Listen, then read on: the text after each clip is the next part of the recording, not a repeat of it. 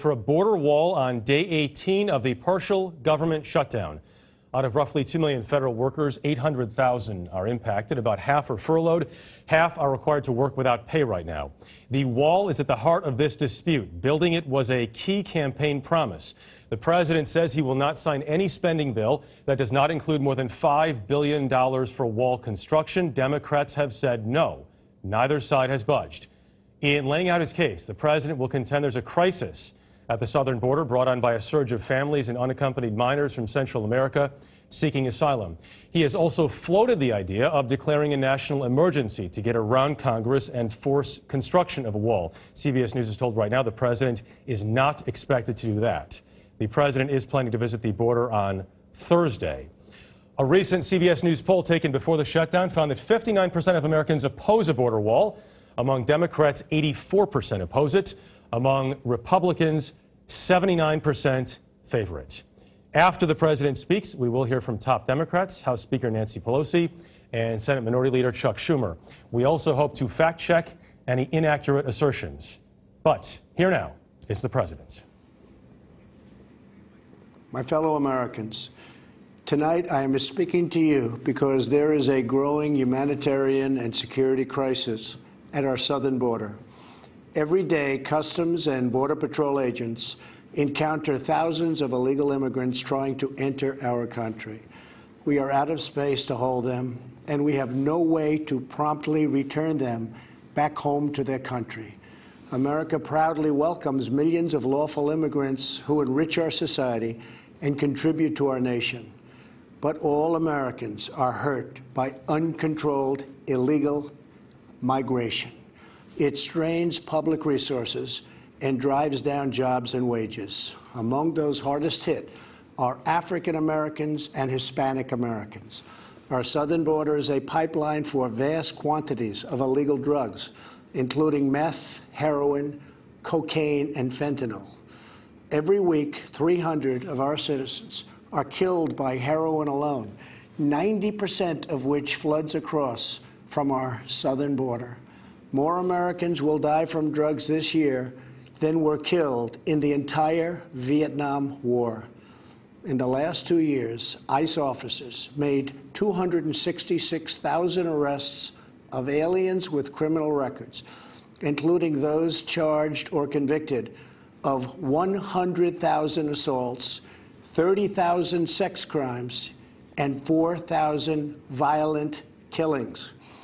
Over the years, thousands of Americans have been brutally killed by those who illegally entered our country, and thousands more lives will be lost if we don't act right now. This is a humanitarian crisis, a crisis of the heart and a crisis of the soul. Last month, 20,000 migrant children were illegally brought into the United States, a dramatic increase. These children are used as human pawns by vicious coyotes and ruthless gangs. 1 in 3 women are sexually assaulted on the dangerous trek up through Mexico. Women and children are the biggest victims, by far, of our broken system. This is the tragic reality of illegal immigration on our southern border. This is the cycle of human suffering that I am determined to end. My administration has presented Congress with a detailed proposal to secure the border and stop the criminal gangs, drug smugglers, and human traffickers. It's a tremendous problem. Our proposal was developed by law enforcement professionals and border agents at the Department of Homeland Security. These are the resources they have requested to properly perform their mission and keep America safe, in fact, safer than ever before. The proposal from Homeland Security includes cutting-edge technology for detecting drugs, weapons, illegal contraband, and many other things. We have requested more agents, immigration judges, and bed space to process the sharp rise in unlawful migration fueled by our very strong economy. Our plan also contains an urgent request for humanitarian assistance and medical support Furthermore, we have asked Congress to close border security loopholes so that illegal immigrant children can be safely and humanely returned back home. Finally, as part of an overall approach to border security, law enforcement professionals have requested $5.7 billion for a physical barrier. At the request of Democrats, it will be a steel barrier rather than a concrete wall. This barrier is absolutely critical to border security. It's also what our professionals at the border want and need. This is just common sense. The border wall would very quickly pay for itself. The cost of illegal drugs exceeds $500 billion a year, vastly more than the $5.7 billion we have requested from Congress. The wall will also be paid for indirectly by the great new trade deal we have made with Mexico. Senator Chuck Schumer, who you will be hearing from later tonight, has repeatedly supported a physical barrier in the past, along with many other Democrats. They changed their mind only after I was elected president. Democrats in Congress have refused to acknowledge the crisis, and they have refused to provide our brave border agents with the tools they desperately need to protect our families and our nation.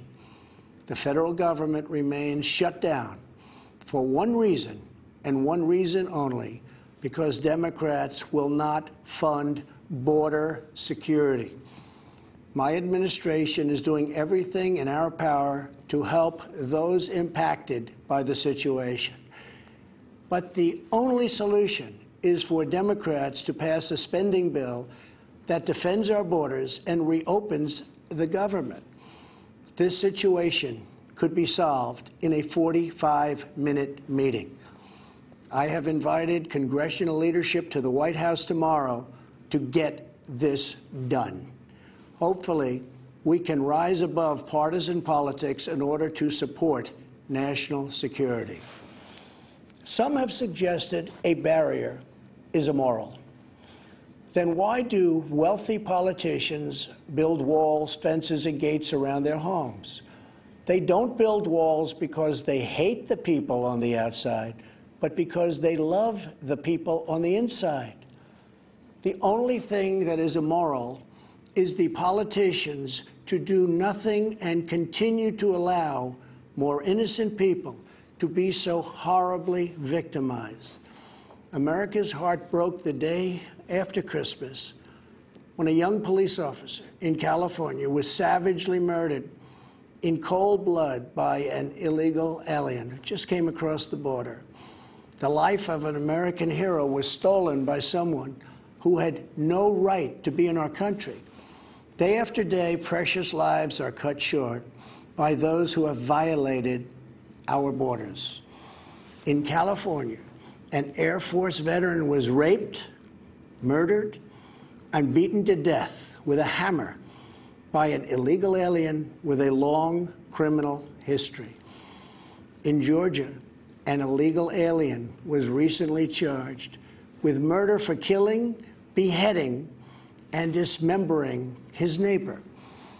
In Maryland, MS-13 gang members who arrived in the United States as unaccompanied minors were arrested and charged last year after viciously stabbing and beating a 16-year-old girl. Over the last several years, I've met with dozens of families whose loved ones were stolen by illegal immigration. I've held the hands of the weeping mothers and embraced the grief-stricken fathers. So sad, so terrible. I will never forget the pain in their eyes, the tremble in their voices, and the sadness gripping their souls. How much more American blood must we shed before Congress does its job?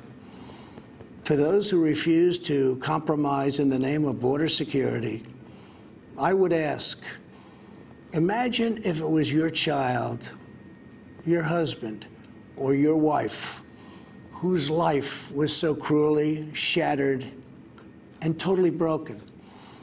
To every member of Congress, pass a bill that ends this crisis. To every citizen, call Congress and tell them to finally, after all of these decades, secure our border. This is a choice between right and wrong, justice and injustice. This is about whether we fulfill our sacred duty to the American citizens we serve. When I took the oath of office, I swore to protect our country, and that is what I will always do. So help me God. Thank you and good night. Okay, that was the president speaking, addressing the nation from the Oval Office. In just a moment, we will hear the Democrats' response. We'll go to that as soon as they come up. Our team is following all of this. Major Garrett is at the White House, Nancy Cordes on Capitol Hill, and Ed O'Keefe joins me here on set in New York City. Major, the president says the crisis of heart and crisis of the soul. What'd you make of it? But not a crisis sufficient, Jeff, to justify a national emergency and go around Congress to take money from the Pentagon and build part of a border wall, something the president has hinted about publicly for the better part of the last 4 days, and this administration is still toying with. So it may be a crisis, it may be an emergency, but the president is still going to leave the legislative process for now alone to see if a negotiated settlement can be reached. Essentially a speech in two parts. The first part about the broad humanitarian crisis, so-called by the president. The second part about Americans suffering at the hands of illegal, undocumented immigrants and the crime linked to them. Jeff? All right, Major, thanks very much. Dealing with a couple microphone issues there at the White House. So let's go over to Nancy Cordes right now, who is on Capitol Hill. Nancy, what are we about to hear from Democrats? Well, they will argue, Jeff, that the president is manufacturing a crisis and exaggerating the numbers, that the number of illegal border crossings is actually way down over the past 10 years, and that while they want to put money into border security, a wall is simply a 13th century solution to a 21st century problem. And they know that privately many Republicans agree with them, and that's why they are holding firm. They believe that the longer this drags on, the more Republicans they will be able to peel off, because many Republicans were never as passionate about this wall as the president was, but they've been sticking with him out of party loyalty. But as this goes on, day after day, there are more and more federal workers, and every member of Congress is hearing from them, getting those calls from people who are wondering when they'll get paid, when they'll get their food stamps, and when they'll get housing assistance. All right, Nancy, thanks very much. Major, is there a sense of how firmly or not Republicans are holding together?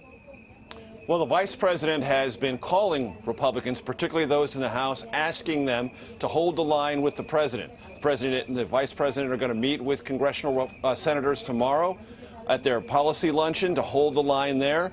The White House still believes that the vast majority of Republicans in the Senate and the House will hold the line.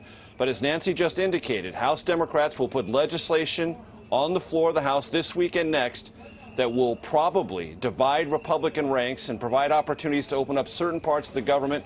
There will be a behind-the-scenes effort here at the White House to keep those Republican defections to an absolute minimum. But there are those already here at the White House who imagine this thing playing out for weeks and Republicans possibly breaking ranks and the president having to veto something he doesn't support, and then we get into a veto override situation where Republican decisions about sticking with the president or not will be very dire indeed. Major, thanks. Interesting to hear the president refer to this as a, quote, physical barrier. He said a steel barrier per a Democrat's request. Here's Nancy Pelosi and Chuck Schumer. Good evening. I appreciate the opportunity to speak directly to the American people tonight about how we can end this shutdown and meet the needs of the American people. Sadly, much of what we heard from President Trump throughout this senseless shutdown has been full of misinformation and even malice. The president has chosen fear. We want to start with the facts. The fact is, on the very first day of this Congress, House Democrats passed Senate Republican legislation to reopen government and fund smart, effective border security solutions. But the president is rejecting these bipartisan bills which would reopen government over his obsession with forcing American taxpayers to waste billions of dollars on an expensive and ineffective wall, a wall he always promised Mexico would pay for. The fact is, President Trump has chosen to hold hostage critical services for the health, safety, and well-being of the American people and withhold the paychecks of 800,000 innocent workers across the nation, many of them veterans. He promised to keep government shut down for months or years, no matter whom it hurts. That's just plain wrong. The fact is, we all agree we need to secure our borders while honoring our values. We can build the infrastructure and roads at our ports of entry. We can install new technology to scan cars and trucks for drugs coming into our nation. We can hire the personnel we need to facilitate trade and immigration at the border. We can fund more innovation to detect unauthorized crossings. The fact is, the women and children at the border are not a security threat. They are a humanitarian challenge, a challenge that President Trump's own cruel and counterproductive policies have only deepened. And the fact is, President Trump must stop holding the American people hostage, must stop manufacturing a crisis, and must reopen the government. Thank you. Leader Schumer? Thank you, Speaker Pelosi. My fellow Americans, we address you tonight for one reason only. The President of the United States, having failed to get Mexico to pay for his ineffective, unnecessary border wall, and unable to convince the Congress or the American people to foot the bill, has shut down the government. American democracy doesn't work that way. We don't govern by temper tantrum. No president should pound the table and demand he gets his way, or else the government shuts down, hurting millions of Americans who are treated as leverage. Tonight, and throughout this debate and throughout his presidency, President Trump has appealed to fear, not facts, division, not unity. Make no mistake, Democrats and the president both want stronger border security. However, we sharply disagree with the president about the most effective way to do it. So, how do we untangle this mess? Well, there's an obvious solution. Separate the shutdown from arguments over border security. There is bipartisan legislation supported by Democrats and Republicans to reopen government while allowing debate over border security to continue. There is no excuse for hurting millions of Americans over a policy difference. Federal workers are about to miss a paycheck. Some families can't get a mortgage to buy a new home. Farmers and small businesses won't get loans they desperately need. Most presidents have used Oval Office addresses for noble purposes. This president just used the backdrop of the Oval Office to manufacture a crisis, stoke fear, and divert attention from the turmoil in his administration. My fellow Americans, there is no challenge so great that our nation cannot rise to meet it. We can reopen the government and continue to work through disagreements over policy. We can secure our border without an ineffective, expensive wall.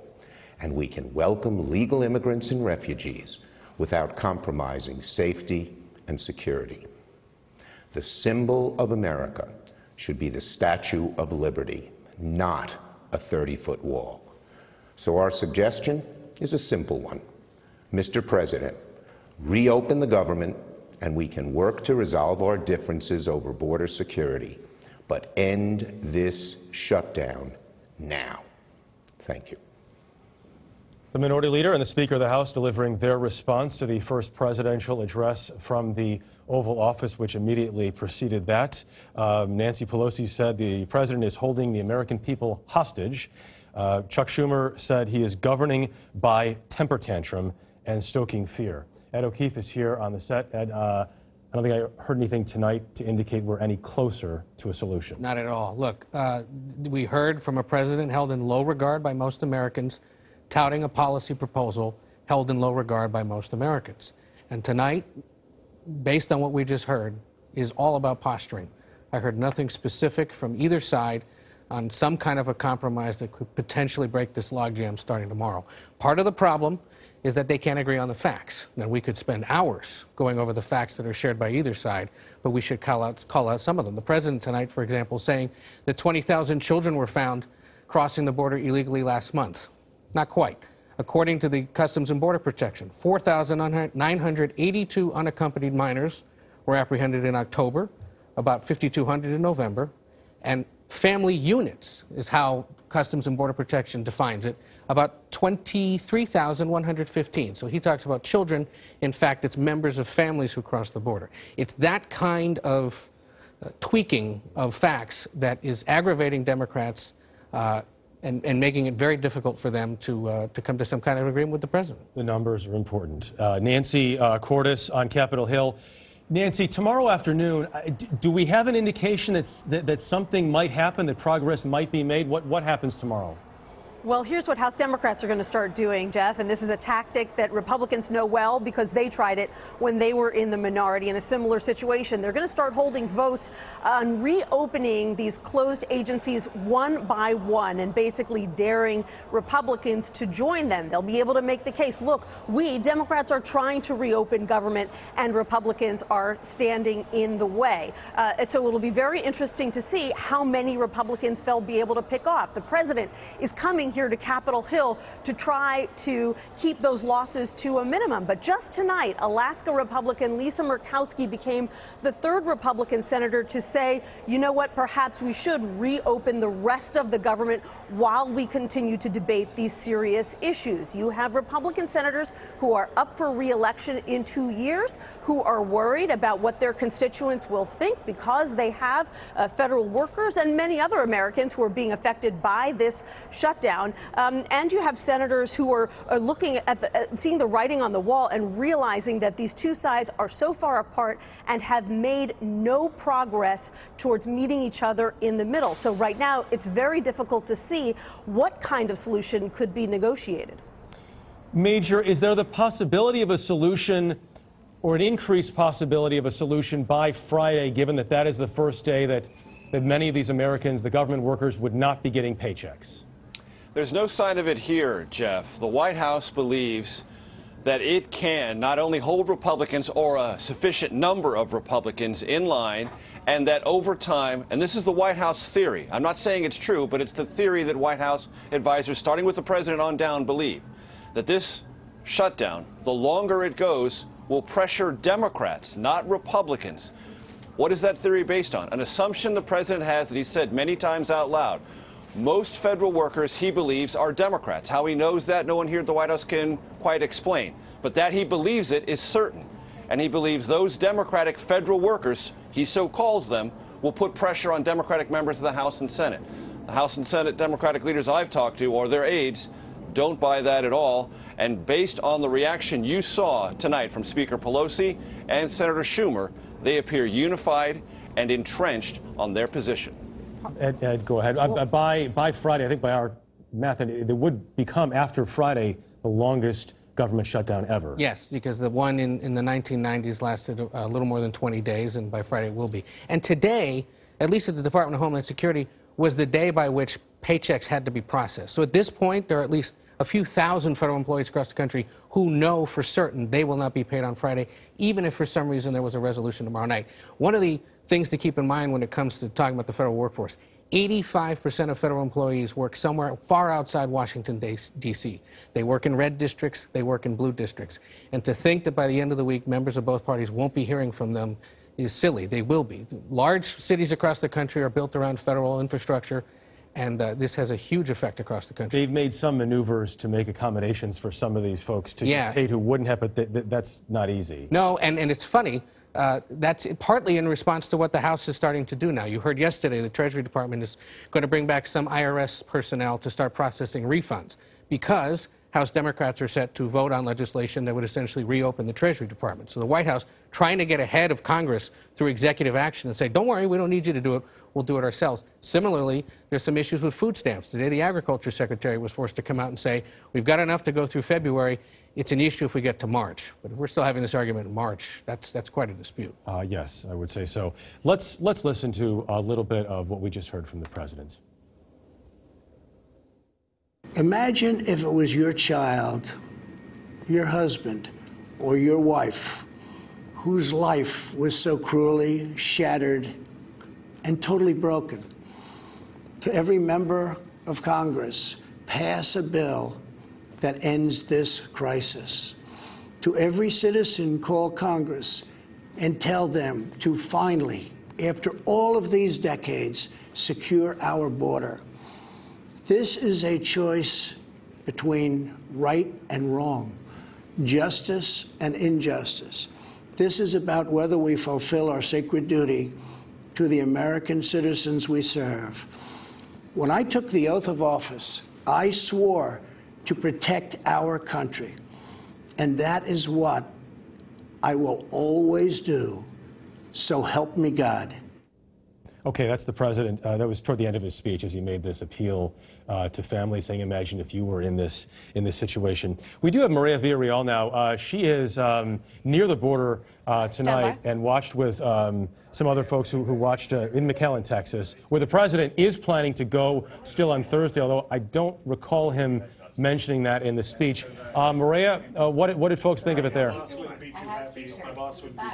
Well, you know, Jeff, as of right now, what you're really looking at is the idea that this is a fairly blue area. Okay, listen, I just was told right now that they have not elected a Republican person here in this area for over 100 years. So clearly this skews towards the Democrats. But as we listened in to the president's speech, talk to the people here, I think what is very clear is they do see and feel a need for border security here in the Rio Grande Valley. There is no doubt, I think, that everybody supports that. But what you're going to see is a big divisiveness between law enforcement, between elected officials. A lot of elected officials here, over a dozen different cities, have said that they will not support a border wall, but they will support border security. So clearly they feel they need funds here to continue to support the influx of migrants that is coming across the border. They need the money to continue to support law enforcement. But what we are hearing from people that just watched the president speak is that they want to see more support, more unity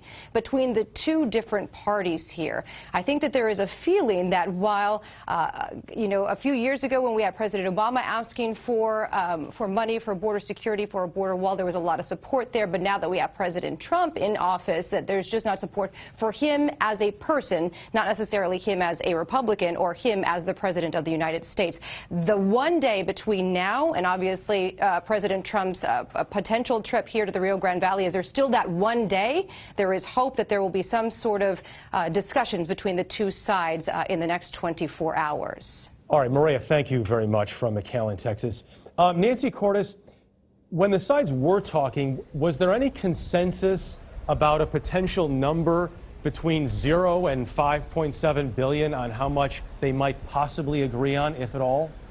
Well, that was part of the problem. Democrats say that the number kept changing, that the vice president, for example, would float $2.5 billion, and then the president would say, no, he actually wants $5.7 billion, and then a day later he would say, actually, he wants even more money for additional border security. That's the reason Democrats say they don't think that these negotiations are going anywhere. And beyond that, they believe that there's a tactical consideration here as well, that if they treat this like a normal negotiation and continue to work with the president, that this will only encourage him to use this kind of approach the next time that funding is on the line. Okay. Nancy Cordes, thanks very much. Ed O'Keefe, quickly. Final thoughts. We'll see how that meeting goes tomorrow, but there's really no sign of resolution. Vicente Gonzalez is the congressman for the area where Maria is. He told us a little while ago on CBSN he considers this a 4th century solution to a 21st century problem. And in a sign of how little engagement there is with Democrats, the White House hasn't even invited him to tag along on Thursday to his home district. But you talk to some of the people, as Maria noted, in some of these, there is some nuance to some of these arguments that, unfortunately, at times, sometimes I think gets lost. Ed O'Keefe here on the set with us, Nancy Cordes on Capitol Hill, Major Garrett at the White House, and also Maria Villarreal down on the border. We thank you all. For some of you in the West, the CBS Evening News is next. For most, CBS primetime programming follows. CBS News coverage continues on our 24-hour digital network, CBSN. I'll see you tomorrow. Until then, I'm Jeff Glor, CBS News in New York. Good night. For news 24 hours a day, go to CBSNews.com.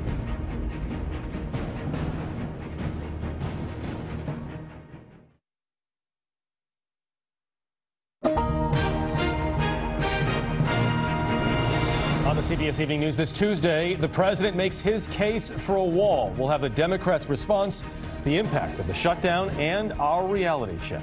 A second arrest after the shooting death of a 7-year-old girl, and the American Navy vet being held inside an Iranian prison.